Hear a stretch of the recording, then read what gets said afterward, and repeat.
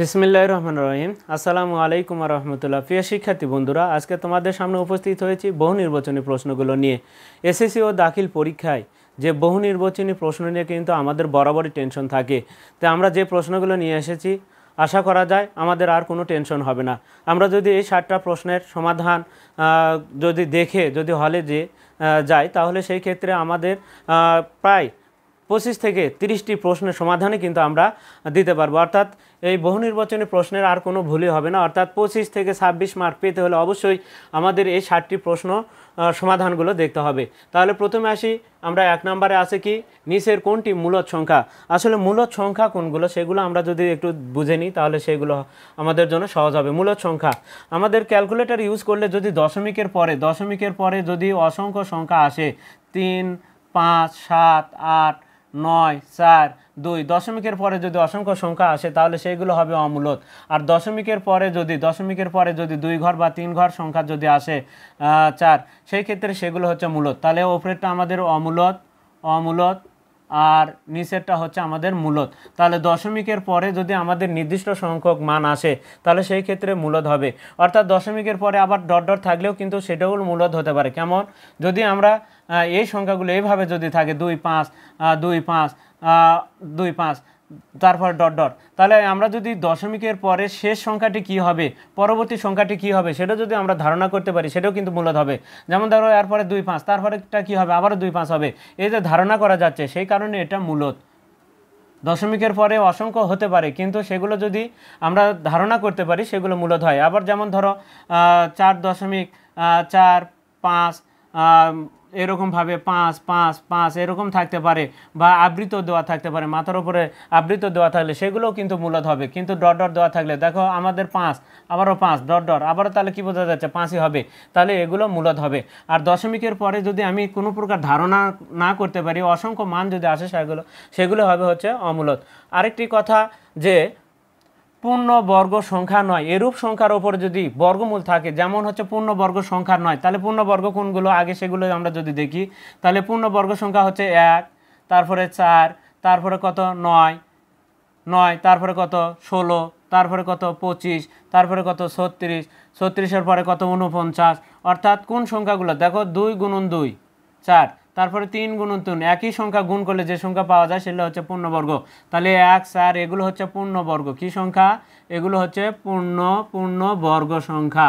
পূর্ণবর্গ সংখ্যা ছাড়া পূর্ণবর্গ এগুলো হচ্ছে পূর্ণবর্গ সংখ্যা। এগুলোকে যেমন 4 গুণন 4, 4 গুণন 4, তারপরে কত 5 গুণন 5 এগুলো পাওয়া যায়, 6 গুণন 6, 6, 7 গুণন 7, তারপরে কত 64, 8 গুণন 8 কত হয় 64, 8 গুণন 8, তাহলে এই 64 হচ্ছে তোমার 8 গুণন 8, তাহলে 64 হচ্ছে আমাদের পূর্ণবর্গ সংখ্যা। তাহলে এই সংখ্যাগুলো হচ্ছে পূর্ণবর্গ সংখ্যা। এই সংখ্যাগুলো ছাড়া অন্য কোনো সংখ্যার ওপরে যদি রুট থাকে সেগুলো হবে অমূলদ।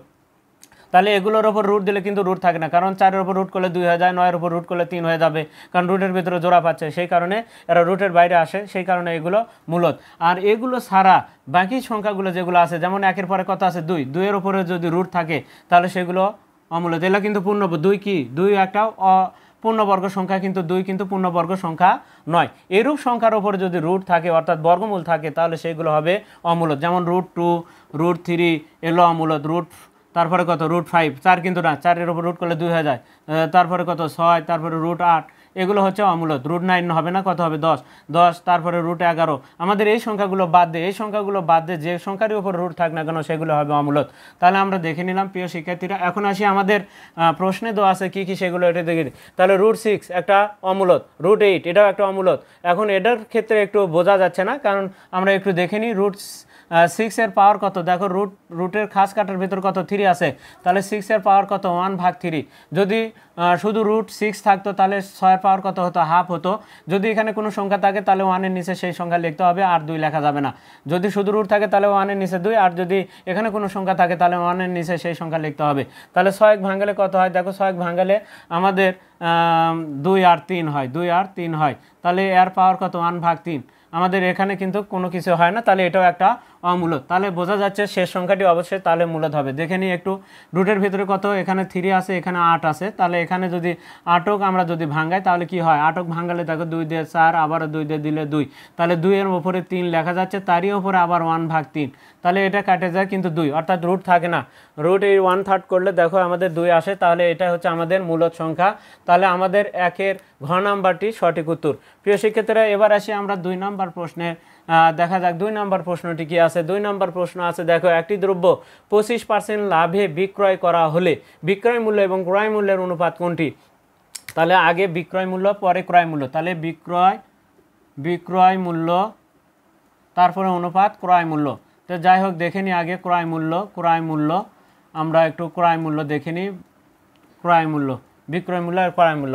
এখন আসি আমাদের 25% লাভ, তাহলে লাভ যদি 25% হয় তাহলে দ্রব্যটি 25% লাভ মানে কি, ক্রয় মূল্য হচ্ছে 100, ক্রয় মূল্য কত 100, ক্রয় মূল্য 100, তাহলে বিক্রয় মূল্য কত হবে, 25% লাভ 125, তাহলে বিক্রয় মূল্য হবে কত, বিক্রয় মূল্য হবে 100 কত 25% লাভ, তাহলে 25% লাভে 125 হয়, তাহলে বিক্রয় মূল্য 125, তখন ক্রয় মূল্য ছিল আমার 100, কারণ এই পার্সেন্ট থাকলে তোমার ক্রয় মূল্যকে 100 ধরতে হবে।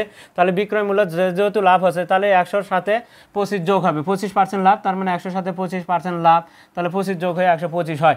এখন আমাদের এটা বিক্রয় মূল্য, তাহলে বিক্রয় মূল্য 125 আর ক্রয় মূল্য অনুপাত দিয়ে আমরা যদি 100 লিখি, তাহলে আমরা যদি কত দ্বারা 25 দ্বারা ভাগ করি, তাহলে এখানে 5 25 100 হয়, আর এখানে 4 25 100 হয়, তাহলে 5:4 হবে, যেখানে আছে, তাহলে আমাদের ঘ নাম্বারটি সঠিক উত্তর। এবার আসি সমদ্বিবাহু ত্রিভুজের পরে যে প্রশ্নটি আছে সেটা আমরা একটু যদি দেখি। আবার যদি তোমাদের ক্রয় মূল্য অনুপাত বিক্রয় মূল্য বলে, তাহলে ক্রয় মূল্যটা আগে লিখতে হবে আর বিক্রয় মূল্যটা পরে লিখতে হবে। তাহলে সেই ক্ষেত্রে আমাদের ক্রয় মূল্য অনুপাত হবে কত, 4:5 হবে, অর্থাৎ পরেই 5 হবে। এখন আসি আমাদের পরে যে প্রশ্নটি আছে, সমদ্বিবাহু ত্রিভুজের প্রতিসাম্য রেখা কয়টি? সমদ্বিবাহু ত্রিভুজ, আসলে সমদ্বিবাহু ত্রিভুজটা একটু দেখে নিই আমরা। আসলে প্রতিসাম্য রেখাটা কি, আসলে প্রতিসাম্য রেখা, তাহলে সমদ্বিবাহু ত্রিভুজটা আগে একটু দাগায় নিই। এটা সমদ্বি মানে সম মানে দ্বি, সম মানে সমান, দ্বি মানে দুই, দুইটা বাহু সমান, তাকে আমরা সমদ্বিবাহু ত্রিভুজ বলবো। এখন এ বি সি একটা সমদ্বিবাহু ত্রিভুজ, এর প্রতিসাম্য রেখা বলতে আমরা কি বুঝি?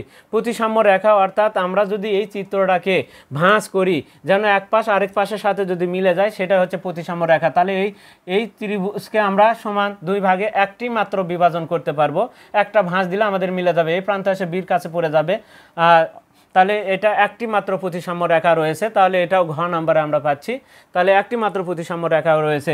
এখন আসি যদি আমরা একটু দেখি আর বাকিগুলোর কি হয়, তাহলে দেখো বৃত্তের ক্ষেত্রে কি হবে। বৃত্তের ক্ষেত্রে কিন্তু অসংখ্য, তুমি যেদিকে ভাঁজ করো না কেন সব দিকে সমান হবে, তাহলে বৃত্তের ক্ষেত্রে অসংখ্য প্রতিসাম্য রেখা রয়েছে। এবার আসি যদি বর্গ, আমরা যদি একটু বর্গ দেখি, তাহলে বর্গের প্রতিসাম্য রেখা কয়টি? দেখো বর্গকে আমরা এই দিকেও ভাঁজ দিলে এই প্রান্তের সাথে মিলে যাবে, আবার যদি দেখো এই দিকে ভাঁজ দাও তাহলে এটার সাথেও কিন্তু মিলে যাবে। এবার তুমি কানি কোণাসে যদি ভাঁজ দাও এটাও মিলে যাবে, তারপরে এই কানিতে ভাঁজ দাও তাহলে এটাও মিলে যাবে, তাহলে সেই ক্ষেত্রে কয়টা হচ্ছে? 4টা হচ্ছে। তাহলে বর্গের ক্ষেত্রে হচ্ছে 4টা। আমরা যদি একটু প্র্যাকটিক্যালি দেখি, দেখো আমার কাছে একটা বর্গাকার কাগজ রয়েছে, এটার যদি আমরা যদি দেখি, দেখো এই ভাঁজ দিলাম, দেখো একটু ভাঁজ দিলাম মিলে গেল কিন্তু, তাহলে একটা দিলাম। এবার আমরা কিন্তু এদিক দিছি, এবার এদিক দিলাম, তাহলে কয়টা হলো? 2টা। দেখো তারপরে কি আবার এই কানি কোণ আছে, দেখো মিলে যাচ্ছে, তাহলে কয়টা গেল? 3টা। এই কানিতে ভাঁজ দিলেও কিন্তু আমাদের দেখো মিলে যায়, তাহলে সেই ক্ষেত্রে প্রিয় শিক্ষার্থীরা 4টা ভাঁজ দিলে আমাদের এখানে কিন্তু তাহলে বর্গের ক্ষেত্রে 4টি কি রয়েছে? 4টি প্রতিসাম্য রেখা রয়েছে। এবার আমার হাতে একটা রম্বস রয়েছে যার 4টি বাহু সমান কিন্তু কোণগুলো সমকোণ নয়। এবার রম্বসের কয়টি প্রতিসাম্য রেখা রয়েছে আমরা যদি দেখি, দেখো রম্বসের প্রতিসাম্য রেখা 1, আরেকটা কত? 2, আর কিন্তু আমি যদি মাঝ বরাবরে ভাঁজ দিই তাহলে কিন্তু মেলে না, এদিকেও মেলে না। প্রিয় শিক্ষার্থী এদিকেও কিন্তু মেলে না, দেখো এই যে বাড়তি থাকে, তাহলে মেলে না। তাহলে রম্বসের প্রতিসাম্য রেখা আমরা পাচ্ছি 2টি। এবার আমরা যদি দেখি, এবার আমার কাছে আরেকটি আছে সামান্তরিক। এবার এই সামান্তরিকেরটার ক্ষেত্রে দেখি একটু প্রতিসাম্য রেখা কয়টি। দেখো সামান্তরিক, এই যে সাদা অংশ হচ্ছে না, এদিকে দেখো সাদা অংশ, তাহলে এই ভাঁজ হচ্ছে না। তারপরে যদি এই ভাঁজ দিই তাহলে দেখো এই যে সাদা অংশ বের হয়ে থাকে, এখানে বের হয়ে আসে, তাহলে এটাও হচ্ছে না। আমরা যদি একটু কানি কোণ আছে ভাঁজ দিই তাহলে দেখো এই যে এটাও হচ্ছে না, তার মানে এখানে দেখো এই কানিতে ভাঁজ যদি দিই তাহলে এটাও হচ্ছে না। প্রিয় শিক্ষার্থীরা তাহলে মানে কি? এই সামান্তরিকের কোনো প্রতিসাম্য রেখায় নেই, অর্থাৎ এখানে প্রতিসাম্য রেখা শূন্য। প্রিয় শিক্ষার্থীরা তাহলে আমরা কি প্রতিসাম্য রেখা একটু বুঝে নিলাম। এরপরে আমরা তাহলে তাহলে সমদ্বিবাহু ত্রিভুজের প্রতিসাম্য রেখা আমাদের কয়টি? সমদ্বিবাহু ত্রিভুজের প্রতিসাম্য রেখা একটি। এবার আসি আমাদের 4 নম্বর যে প্রশ্নটি রয়েছে সেটা হচ্ছে আমাদের তৃতীয় অধ্যায় থেকে রয়েছে 1y + 1 ভাগ y = 5। আমরা যদি একটু লিখে নিই y + 1 ভাগ y সমান কত আছে 5। আমরা এই অঙ্কগুলোর ক্ষেত্রে দেখো আমাদের কি করতে হবে, y এর নিচে y² - 3y + 1। তাহলে আমরা একটু আগে লসাগু করে নিই। লসাগু কত হবে, y দ্বারা গুণ করলে কি হয় y² প্লাস হর আর লসাগু সেম, তাহলে উপরে 1ই হবে সমান 5। এবার ওয়াইটাকে আমরা যদি ডান পাশে পার করে দিই তো y 5-এর সাথে গুণ হবে, তাহলে y² + 1 সমান কি 5y। প্রিয় শিক্ষার্থীরা এখন দেখো তো y² + 1 তারই সাথে আছে কি -3y। তাহলে এটার সাথে আমরা যদি একটা -3y বাম পাশে লিখি তাহলে ডানেও কিন্তু আমাদের -3y লিখতে হবে। তাহলে আমরা যদি এখন লিখি দেখো কি হয়, তাহলে y² - 3y + 1, বাম পাশে কিন্তু আমরা -3y বেশি লিখেছি, সেই কারণে কিন্তু ডান সাইডেও আমাদের সমানের ডানেও লিখতে হবে, আমাদের -3y উভয় পক্ষেই লিখতে হবে -3y। যেহেতু এই অঙ্কে দেখো আমাদের -3y আছে। এখন দেখি ওখানে হিসাবটা করে নিই, y² - 3y + 1 সমান এখানে কত হয় 5y থেকে 3y বিয়োগ করলে কত হয় 2y। এবার যেহেতু এর নিচে ওয়াইটা আবার দেখো পার করে নিয়ে আসি যদি, তাহলে 2 থাকবে। তাহলে এবার আসি y² - 3y + 1 ডিভাইডেড হচ্ছে y, তাহলে ডান সাইডে থাকলো 2। এবার আসি আমাদের ওয়াইটা কিন্তু দেখো ওপরে আছে, তাহলে এটাকে আমরা যদি এখন ওপরে তুলে দিই আর এটাকে যদি নিচে নামাই তাহলে 2 এর নিচে কিন্তু 1 আছে, এটাও কিন্তু উল্টে যাবে। তাহলে y ডিভাইডেড কি হচ্ছে y² - 3y + 1 সমান কি হচ্ছে উপরে 1 নিচে 2 উল্টে গেল। তাহলে এটা হচ্ছে আমাদের অ্যান্সার। তাহলে হাফ, যেখানে হাফ আছে সেখানে, তাহলে আমরা দেখতে পাচ্ছি খ নম্বরে প্রিয় শিক্ষার্থীরা খ নম্বরের উত্তর। এবার আসি পরের যে প্রশ্নটি আছে সেটা কি আছে একটু দেখে নিই। দেখো আমাদের 5 নম্বর প্রশ্ন আছে, একটি সংখ্যাকে a × 10⁻n আকারে লেখার শর্ত কোনটি? এটা কিন্তু তোমাদের চতুর্থ অধ্যায়ের সরাসরি একেবারে 4.3-এর যে শেষে যে বহু নির্বাচনী প্রশ্নগুলো আছে সেখানে কিন্তু এই প্রশ্নটি আছে। তাহলে এই ক্ষেত্রে সাধারণত দেখবা 1 <= a হবে 10, আমাদের 10। প্রিয় শিক্ষার্থীরা এটা হবে আমাদের <= অর্থাৎ 1-এর চাইতে বড় এবং 10-এর চাইতে ছোট সংখ্যাগুলো 1 থেকে শুরু করে 9 পর্যন্ত, 1 থেকে শুরু করে 9 পর্যন্ত সংখ্যাগুলো হবে, অর্থাৎ 10-এর ছোট 1 থেকে শুরু করে 9 পর্যন্ত সংখ্যাগুলো এটা আকারে লেখা যায়। তাহলে এখানে আমরা দেখতে পাচ্ছি খ নম্বরে এটাও সঠিক উত্তর। এবার আসি 6 নম্বর প্রশ্নের সমাধানটা যদি দেখি। দেখো 6 নম্বর কি সমাধানটা আছে একটু 6 নম্বরটা আমরা যদি লিখি তাহলে কি আছে একটু দেখে নিই। √2x - 5 এটা রুটের ভেতরে আছে, আর +3 আছে, +3 সমান আবার 2 আছে, +3 সমান 2। এখন আমরা যদি 3কে পার করে দিই তাহলে 2x - 5 এখানে 2 - 3, এখানে ক্যালকুলেশন করলে কত হয় দেখো √2x - 5 = কত -1। প্রিয় শিক্ষার্থীরা এই ক্ষেত্রে দেখো বর্গমূল সমান কখনো ঋণাত্মক, বর্গমূলের মান কখনো ঋণাত্মক হতে পারে না। তাহলে বর্গমূলের মান কখনো ঋণাত্মক যদি না হয় তাহলে সেই ক্ষেত্রে এখানে সেট কিন্তু তাহলে সেটের কোনো সদস্য পাওয়া যাবে না। তাহলে আমরা দেখতে পাচ্ছি এখানে কিন্তু ফাঁকা সেট হবে, তাহলে ঘ নম্বরের সঠিক উত্তর। কারণ বর্গমূলের মান কখনো ঋণাত্মক হতে পারে না, এখানে যেহেতু ঋণাত্মক আছে তাহলে সেই ক্ষেত্রে আর উভয় পক্ষে বর্গ করার দরকার নেই, তাহলে এখানে কোনো সংখ্যায় হবে না। তাহলে আমরা বুঝে নিলাম যে ফাঁকা সেট হবে। দুইটি সংখ্যার অনুপাত 3:4 এবং লসাগু 120 হলে গসাগু কত?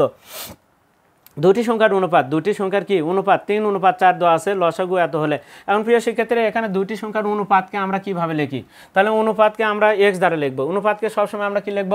তাহলে এটা নাম্বার হচ্ছে 7, আমাদের আজকের নাম্বার 7। তাহলে 3x, আরেকটা কি হচ্ছে সংখ্যাটি কি হবে? একটা হবে 3x, একটি সংখ্যা x ধরবো আমরা, ওই 3-এর সাথে x ধরবো, তাহলে একটি সংখ্যা হবে 3x, অপর সংখ্যা হবে কি? অপর সংখ্যা 3x, অপর সংখ্যা হবে হচ্ছে 4x। এখন প্রিয় শিক্ষার্থীরা এখন আমাদের লসাগু কি হবে? দেখো আমাদের লসাগুর নিয়ম কি? প্রত্যেকটি সংখ্যায় একবার লিখতে হবে, অর্থাৎ নিতে হবে। তাহলে 3 নিলাম, লসাগুর একটা 3 নিলাম, x নিলাম। এবার দেখো গুণন, আমরা x 3 × x গুণন, আমরা আবার 4 নিব। এবার x লেখা হয়ে গেছে, তাহলে x আর লেখা যাবে না, প্রত্যেকটি জিনিস একবার করে লিখতে হবে। লসাগুর নিয়ম কি? 3 আর 4-এর লসাগু হবে 12, x আর x এর দুটা, এখানেও x এখানেও x, তাহলে x-কে একবারই নিতে হবে। তাহলে লসাগু হয় কত? 3 4 12x, লসাগু হবে কত? 12x। প্রিয় শিক্ষার্থীরা তাহলে এই ক্ষেত্রে আমরা যদি 3 আর 4-এর লসাগু হয় 12 আর দুটা x এর পরিবর্তে একটা x লিখতে হবে, দুটাই নেওয়া যাবে না, কারণ লসাগুর নিয়ম হচ্ছে কমন কমন কমন সবই লিখতে হবে। তাহলে 3ও নিলাম 4ও নিলাম, এক্স একবার নিচে, তাহলে এই এক্স আর নেওয়া যাবে না, তাহলে 3 4 12 হচ্ছে লসাগু। এখানে কি কার মান দেওয়া রয়েছে? 7 নম্বর প্রশ্নে আমরা দেখতে পাচ্ছি লসাগু দেওয়া আছে 120, তার মানে 12x সমান সমান 120, 12x সমান 120। আমাদের এখান থেকে এক্সের মানটা এভাবে বের করে নিতে হবে। তাহলে এক্স সমান সমান কত? তাহলে 120 ভাগ কত 12, তাহলে কত হয়? অতএব এক্স সমান সমান কত হয়? 10 হয়। 10, এক্সের মান যদি 10 হয়, এখন কি বের করতে বলছে? এক্সের মান গসাগু। এখন গসাগু কি হবে? গসাগু হচ্ছে কমন, লসাগু হচ্ছে প্রত্যেকটি একবার করে নিতে হবে, প্রত্যেকটি নিতে হবে। আর গসাগুর ক্ষেত্রে কমন, তাহলে গসাগু কি হবে? দেখো তো, গসাগু কমন। দেখো দুটা পদের মধ্যে কি কমন আছে? দেখো এখানে এক্স আছে, এখানেও এক্স আছে, গসাগু তাহলে এক্স, অর্থাৎ গসাগু এক্স এর মান যেটা বের হলে সেটা হচ্ছে গসাগু, তাহলে 10। প্রিয় শিক্ষার্থীরা, আমাদের এখানে অ্যান্সার হবে খ, তাহলে খ নাম্বার 10। এখানে আর কি প্রশ্ন হতে পারে? দেখো এখানে অনেক সময় প্রশ্ন দেওয়া থাকতে পারে যে 120-এর পরিবর্তে ধরো গসাগু দেওয়া থাকলো, 120 লসাগু না দিয়ে দুটি সংখ্যার অনুপাত 3:4 দিল, এবার দিল হচ্ছে গসাগু, গসাগু দিয়ে বলা হলো, গসাগু হচ্ছে 5 দিয়ে রাখলো, মনে করো গসাগু 5 দিল, তাহলে লসাগু, তাহলে আমরা কি সংখ্যাটি হবে একটা 3x আর একটা 4x, লসাগু কি হবে? 3 4 12x, লসাগু হবে 12x, আর গসাগু হবে কি? গসাগু হবে শুধু x, গসাগু শুধু x, তাহলে গসাগু হবে কি? x, x এর মান, গসাগু মানে কত? x এর মান এখানে দেওয়া আছে 5, তাহলে লসাগু কি হবে? 5 12 60। এই x এর মান কিন্তু এই যে গসাগু দেওয়া আছে, x এর মান দেওয়া আছে, তাহলে এখানে x এর জায়গা যদি লসাগু বের করতে বলে তাহলে 5 গুণন 12 দিয়ে দিলে হচ্ছে আমাদের উত্তর হয়ে যাবে। এবার আর কি প্রশ্ন হতে পারে এখানে? তাহলে আরেকটা হতে পারে যে ছোট সংখ্যাটি কত বা বড় সংখ্যাটি কত, তাহলে লসাগু কত আমাদের? দেখো এখানে আমরা যদি 10, এখানে x এর মান কিন্তু আমরা পাইছি কত? এখানে এই প্রশ্ন অনুযায়ী x এর মান পাইছি কত? আমাদের 10 পাইছি, তাহলে x সমান কত পাইছি আমরা? 10। তাহলে লসাগু হচ্ছে কত আমাদের? এখানে গসাগু হচ্ছে 10, লসাগু হচ্ছে এখানে দয় আছে 120, লসাগু হচ্ছে। আর এখন ছোট সংখ্যাটি কত হবে? তাহলে বলো তো, ছোট সংখ্যাটি কত হবে? 3 10 30, বড় সংখ্যাটি হবে 40, হ্যাঁ, বড় সংখ্যাটি হবে 40। এ ধরনের অঙ্ক আরও সামনে আমরা আরও একটা অঙ্ক হয়তো তোমাদের সামনে নিয়ে আসব, তখন আমরা দেখব। তাহলে এখন আসি আমরা 8 নম্বর প্রশ্নে। তাহলে 8 নম্বর প্রশ্ন, কোনো বর্গের বাহুর দৈর্ঘ্য 10% বৃদ্ধি পেলে এর ক্ষেত্রফল শতকরা কত বৃদ্ধি পাবে? ক্ষেত্রফল শতকরা কত বৃদ্ধি পাবে? তাহলে এবার আমরা যদি দেখি, তাহলে এই পার্সেন্ট থাকলে আমরা 100-এর মধ্যে হিসাব করব। তাহলে প্রথম অবস্থায় দৈর্ঘ্য কত ছিল? 10% বৃদ্ধি হওয়ার আগে প্রথম অবস্থায় দৈর্ঘ্য ছিল কিন্তু 100%, যেহেতু 100, তার মানে প্রথম অবস্থায় দৈর্ঘ্য ছিল 100। যদি বর্গের বাহুর দৈর্ঘ্য যদি হয়, প্রিয় শিক্ষার্থীরা, এটা একটা বর্গ, আর বাহুর দৈর্ঘ্য যদি প্রত্যেকটি বাহুর দৈর্ঘ্য 100 হয়, তাহলে ক্ষেত্রফল কি হবে? ক্ষেত্রফল হবে দৈর্ঘ্য গুণন দৈর্ঘ্য, কারণ এটা বর্গাকার জিনিস, সেই কারণে আর কিন্তু প্রস্থ নাই, কারণ দুটি মাত্রা গুণ করলে হয় ক্ষেত্রফল। যেহেতু এটাও দৈর্ঘ্য, এটাও দৈর্ঘ্য, এটাও দৈর্ঘ্য, আমরা বর্গক্ষেত্র কিন্তু প্রস্থ নাই, সবই দৈর্ঘ্য, তাহলে সব দিকই দৈর্ঘ্য, এটাও দৈর্ঘ্য, এটাও দৈর্ঘ্য, তাহলে দৈর্ঘ্য গুণন দৈর্ঘ্য, দুইটি মাত্রা গুণ করলে ক্ষেত্রফল হয়। আয়তাকার হলে দৈর্ঘ্য গুণন কি হতো? প্রস্থ হতো। এটা আয়তাকার, যেহেতু দৈর্ঘ্য আছে আর প্রস্থ আছে, দৈর্ঘ্য গুণন প্রস্থ হতো, দুইটা মাত্রা, একটা দৈর্ঘ্য আর একটা প্রস্থ, এই দুটো মাত্রা গুণ করলে ক্ষেত্রফল, কিন্তু এটা হচ্ছে সবই দৈর্ঘ্য, সেই কারণে দৈর্ঘ্য গুণন দৈর্ঘ্য হবে। তাহলে 100 গুণন প্রথম অবস্থায় ক্ষেত্রফল 100 গুণন 100 করলে কত হয়? আমরা ক্ষেত্রফল পাবো তাহলে 10,000, আমরা 10,000 ক্ষেত্রফল পাচ্ছি। এবার আসি, যদি 10% বৃদ্ধি পায়, তার মানে 100-তে কত বাড়বে? তাহলে 10% বৃদ্ধি মানে কি? 100 যোগ কত বৃদ্ধি পেল? 10, তাহলে কত হচ্ছে? 110। সেই ক্ষেত্রে ক্ষেত্রফল কি হবে? সেই ক্ষেত্রে ক্ষেত্রফল প্রত্যেকটি বাহুর দৈর্ঘ্য এবার যদি 110 করে হয়, তাহলে ক্ষেত্রফল কি হবে বলো তো? 110 গুণন 110, তাহলে সেই ক্ষেত্রে কত হচ্ছে? 110 গুণন 110, 110 গুণন 110, এই ক্ষেত্রে ক্ষেত্রফল হচ্ছে 110 গুণন, তাহলে 2 0 121, 121, তাহলে 12,100 হচ্ছে। 11 11 গুণ করলে, দুটো শূন্য, 11 11 গুণ করলে কত হয় দেখে নিই একটু, 1 1 1 1 1 2 1, 121, তারই সাথে 2 0। এখন আমাদের দেখো এখানে যে কথাটি বলছে যে শতকরা কত বৃদ্ধি পাবে, আমরা একটু দেখে নিই। তাহলে দেখে নিই আমাদের এখানে যদি আমরা একটু যদি আমরা ভাগও করি, তাহলে সেই ক্ষেত্রে দেখো 1 2 1 0 0 ভাগ হচ্ছে 10,000, আমরা যদি 10,000 দিয়ে ভাগ করি 2 0 2 0 আমরা কাটলো, দেখো এখানে কত? দেখো তো নিচে 100 আর এখানে কত? 121, তাহলে কত বাড়ছে? দেখো তো 21%, দেখো এখানে 100 121, তাহলে বাড়লো কত? বলে 121 বিয়োগ 100 বৃদ্ধি পালো কত? 21% না? তাহলে এটা হচ্ছে আমাদের 21%। আমাদের আরেকটা আসে, যদি 20%, যদি 20% বৃদ্ধি পায় তাহলে সেই ক্ষেত্রে 44% কিন্তু হবে, 44%। তোমরা দেখে নিও, তাহলে সেই ক্ষেত্রে আমরা তাহলে দেখে নিলাম। এই ধরনের খুবই গুরুত্বপূর্ণ একটা প্রশ্ন। এবার আসি বৃত্তের অধিচাপে। বৃত্তের অধিচাপ, বৃত্ত আমরা যদি দেখি, একটু বৃত্ত আমি দাগানোর চেষ্টা করবো। দেখো এখানে বৃত্তের দুটো চাপ আছে। আমি এখানে একটু একটু এখানে কাটে দিয়ে এটা মিশিয়ে দিয়ে এখানে এই অংশটুকু এখানে জুড়ে দিলাম। এটা হচ্ছে বড় চাপ, দুটা চাপ। এটা হচ্ছে বড় চাপ, যেটা সেটা হচ্ছে অধিচাপ, আর এটা হচ্ছে উপচাপ। বড় চাপকে বলা হয় অধিচাপ, উপচাপ। এটা ছোট চাপকে বলা হয় উপচাপ। প্রিয় শিক্ষার্থীরা, বড় চাপ, অধিচাপ, যেহেতু অধিচাপ বড় তাহলে এই ক্ষেত্রে হয় এর সাথে যে অধিচাপে কি এখানে বলা আছে, দেখো অধিচাপে, বৃত্তের অধিচাপে অন্তর্লিখিত কোণ হয়। যেহেতু অধিচাপ বড় চাপ, সেই ক্ষেত্রে কোণ হবে সূক্ষ্ম, ছোট। চাপ যেহেতু বড়, কোণ হবে ছোট। তাহলে সেই ক্ষেত্রে অধিচাপের ক্ষেত্রে সূক্ষ্ম কোণ, আর উপচাপের ক্ষেত্রে হবে স্থূল কোণ। তাহলে আমাদের অধিচাপ মানে বড় চাপের ক্ষেত্রে কোণ হবে ছোট, সূক্ষ্ম কোণ, আর উপচাপ যেহেতু ছোট, এর ক্ষেত্রে হবে স্থূল কোণ। এখন আরেকটি কথা উল্লেখ থাকে যে অনুবন্ধী উপচাপে, সেই ক্ষেত্রে অনুবন্ধী যদি কথাটি উল্লেখ থাকে,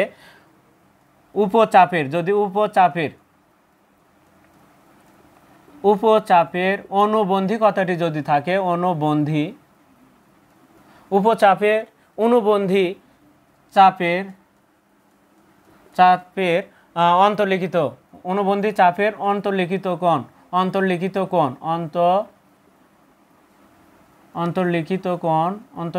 কোণ কি হবে বলতো? এই ক্ষেত্রে আমরা ভালো করে শোনো, এখানে কি লেখা আছে? উপচাপের অনুবন্ধী কথাটি যদি থাকে, তাহলে উপচাপের বিপরীত কি বলে? অধিচাপ। তাহলে অনুবন্ধী মানে বিপরীতটাকে ধরবে, উপচাপ তখন আর উপচাপকে ধরা যাবে না। এটার বিপরীতটা কি? উপচাপের বিপরীত হচ্ছে অধিচাপ। তাহলে অধিচাপ এটা, তাহলে অনুবন্ধী কথাটি থাকলে উপচাপ হবে না, অধিচাপ ধরতে হবে।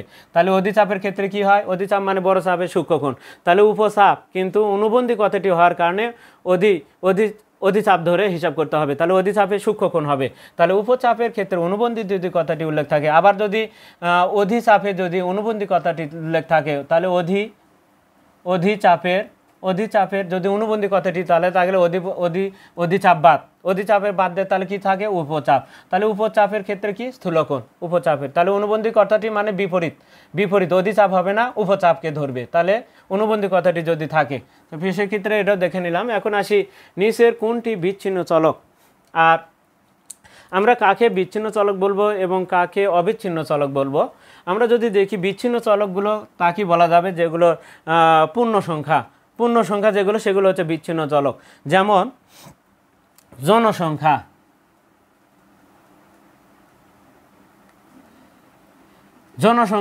যদি আমরা হিসাব করি যে একটি বাড়িতে কতজন লোক আছে, তাহলে সেই ক্ষেত্রে কিন্তু পূর্ণ সংখ্যা হয় 7 জন বা 8 জন বা 10 জন। এখানে কিন্তু অর্ধেক বা কোনো দশমিক দিয়ে মান আসে না। তাহলে এই জনসংখ্যা হচ্ছে পূর্ণ সংখ্যা, এই কারণে জনসংখ্যা একটা বিচ্ছিন্ন চলক। আর অবিচ্ছিন্ন চলক কোনগুলো? যেমন দৈর্ঘ্য।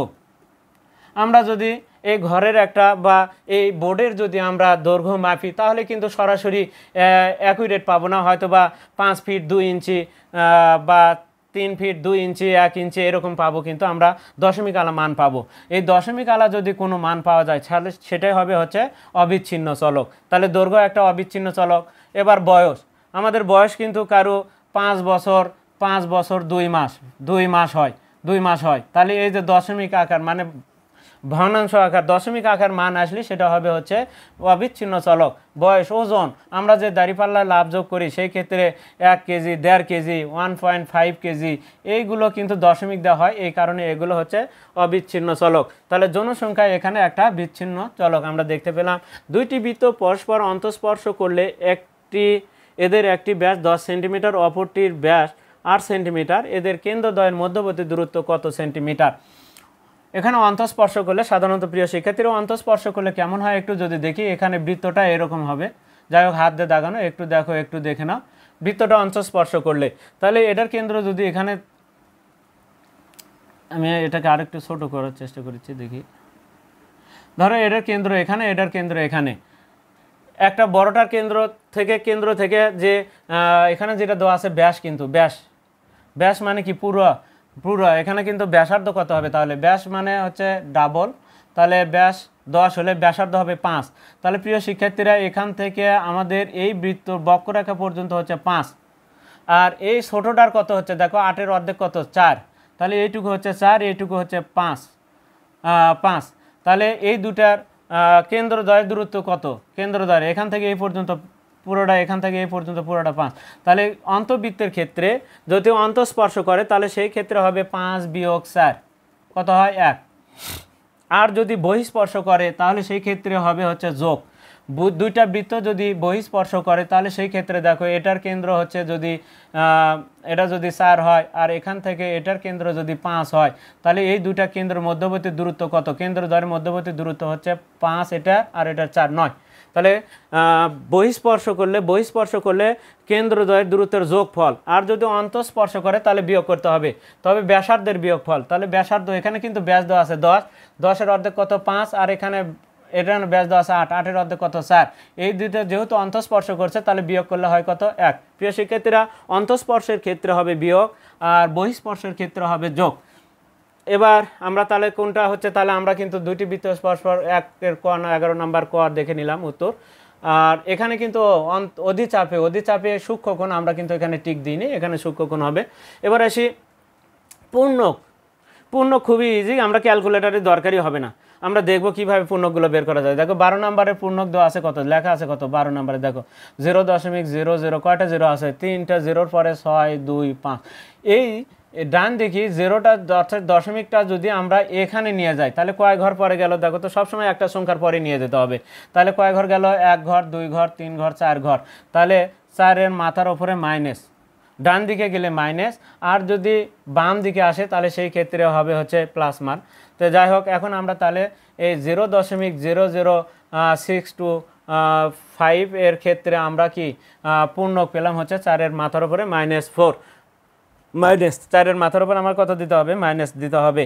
এখন এটার জন্য এটা হবে, তারপরে দেখো তো তাহলে 0.0034 এটার ক্ষেত্রে কি হবে, দেখো তাহলে 1 2 3, 3-এর উপরে মাইনাস, এটা হবে মাইনাস, ডান দিকে গেলে 3-এর মাথার উপর মাইনাস হবে, এটাই হচ্ছে মাইনাস, আর ওটার হচ্ছে পূর্ণক কত -4, তাহলে এটার পূর্ণক।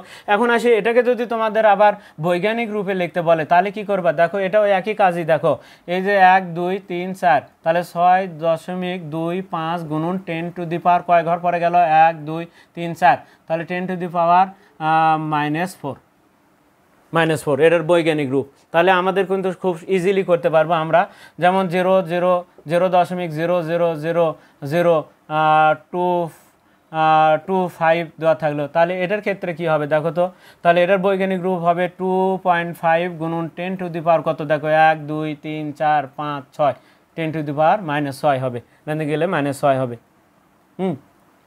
তাহলে -6, তাহলে আমরা দেখে নিলাম। আবার কি হবে, এর পূর্ণ কি হবে, 6-এর মাথার উপরে মাইনাস, এটা আমাদের পূর্ণক। প্রিয় শিক্ষার্থীরা তাহলে 12 নম্বরে পূর্ণক আমরা দেখে নিলাম। আয়তক্ষেত্রের ঘূর্ণন কোণ কত, ঘূর্ণন কোণটা কি আসলে যদি আমরা একটু দেখে নিই, দেখো আয়তক্ষেত্রকে যদি আমরা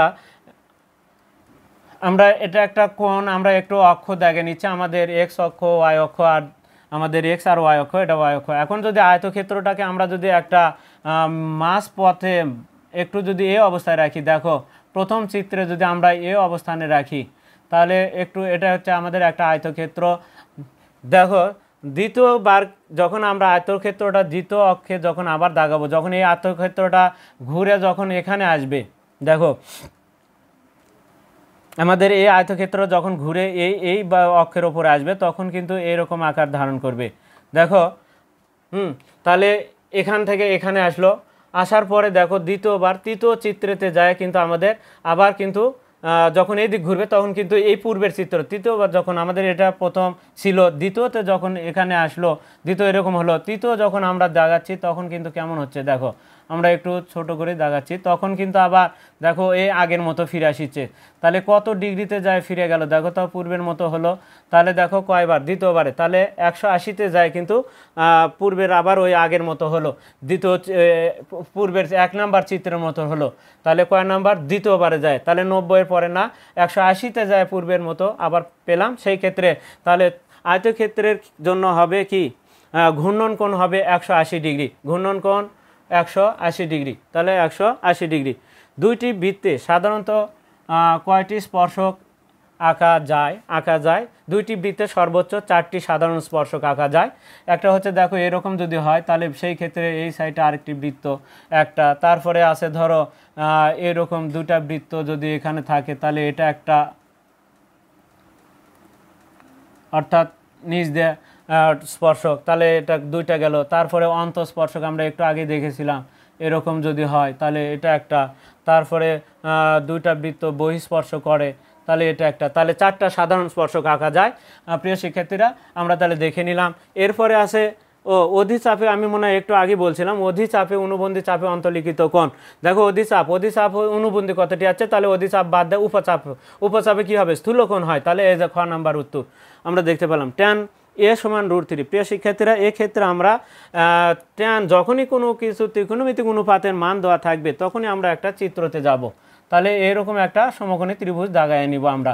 সমকোণী ত্রিভুজ দাগানোর পরে এখন tan এর বাংলা যদি আমরা জানি তাহলে লম্ব ভাগ কি, আমরা যদি এ বি সি, tan এর বাংলা আছে তেমন তোমাদের বই আছে, যাই হোক কেউ হয়তো লম্ব ভূমিতে পড়ে থাকতে পারো, সেই কারণে আমি লম্ব ভূমিতেও বলবো। আরেকটা আছে তোমাদের বইয়ে দেওয়া আছে, কিন্তু হয়তোবা তোমরা দেখোই নি, হয়তোবা তোমরা হয়তো লম্ব ভূমিতেই পড়ে আসো, কিন্তু বইয়ে কিন্তু এখন তোমাদের বিপরীত আর সন্নিহিত নিয়ে এসেছে। সেই ক্ষেত্রে কিন্তু অনেক আগে থেকেই কিন্তু তোমাদের বইয়ে বিপরীত আর সন্নিহিত বা দেওয়া রয়েছে।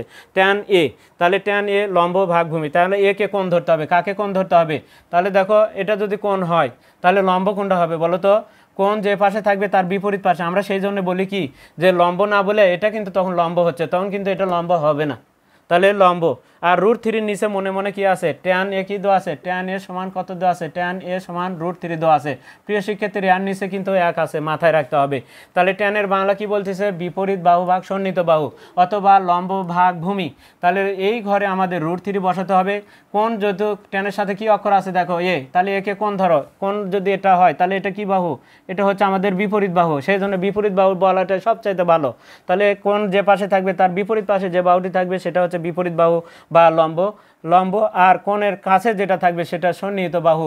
তার মানে এখানে √3 বসবে আর এখানে 1 বসবে। প্রিয় শিক্ষার্থীরা 1 আর √3 হলে এখানে 2 হবে, এটা আর দেখার অপশন নাই, কারণ তোমাদের ওই যে বক্সের যে মানগুলো আছে 1, √3 আর 2, আমরা যদি কিছু মান মনে রাখতে পারি তাহলে সেই ক্ষেত্রে আমাদের জন্য সুবিধা হবে। যেমন 1 √3 হলে অবশ্যই এটা 2 হবে, তারপরে 3, 4 হলে অবশ্যই অতিভুজের ঘরে 5 হবে, এই ঘরে কিন্তু 5 হবে। তারপরে কত আছে? তারপরে যদি 5 আমরা যদি দেখি 12, 13 হয়, এক্ষেত্রে যদি এই মানগুলো আমরা যদি মনে রাখতে পারি। তারপরে আরও আছে কিছু মান, যেমন 3 √7, আরেকটা 4, অতিভুজের ঘরে যদি 4 হয় তাহলে √7 অথবা 3 হবে এই বাহুগুলো। আমরা যদি এগুলো মনে রাখতে পারি তাহলে আমাদের আলাদা করে বের করার প্রয়োজন হবে না। এখন আসি কজের বাংলা কি। কজের বাংলা দেখো তোমাদের 177, 178 পৃষ্ঠাতে লেখা আছে সন্নিহিত ভাগ অতিভুজ, সন্নিহিত ভাগ অতিভুজ। আমাদের কিন্তু এটা সন্নিহিত, এর সন্নিহিত, এটা কিন্তু যেহেতু কোণ এ পাশে তাহলে এটা আমরা বলতেছি বিপরীত, আর এটা অতিভুজ, তাহলে সন্নিহিত অতিভুজ, তাহলে 1/2 অ্যান্সার হবে 1/2 tan cos a সমান 1/2। আমরা খুব সহজে উত্তরটি দিতে পারবো। সুজি ও তুষির অনুপাত 3x, একটা 2x আর 3x আমাদের কাজ করতে হবে, 2x আর একটা কত 3x। অনুপাত শতকরা পরিমাণ কত? এখন দেখো এই দুটো মিলে কত, শতকরা মানে কি 100, এই দুটো মিলে কত 100, যোগ করো দেখো 3 2 5x। আমাদের x এর মানটা বের করে নিয়ে x সমান কত, 5x সমান 100, তাহলে x সমান কত 20। তাহলে x সমান যদি 20 হয় তাহলে এটা সুজি মানে 40 আর তুষি মানে 60 আর 40। দেখো আমরা x এর মান কত পাচ্ছি? 100 ভাগ কত 5 কত হয় 20। x এর মান যেহেতু 20 পাচ্ছি তাহলে x এর মান কত আমরা পাচ্ছি? x এর মান পাচ্ছি কিন্তু আমরা 20, অর্থাৎ 5x সমান 100, x সমান কত 100 ভাগ কত 5 পাচ্ছি হচ্ছে আমরা 20। তাহলে x এর মান আমরা কিন্তু 20 পেলাম। তাহলে আমাদের কত ছিল? 2x ছিল। 2x মানে কি? সুজি ছিল হচ্ছে 2x, আর তুষি ছিল হচ্ছে 3x, 2x 3x। তাহলে x এর সাথে 20 গুণ করলে কত হয়? 40%। তাহলে আমাদের 40%। এখানে বলছে হচ্ছে কার মান?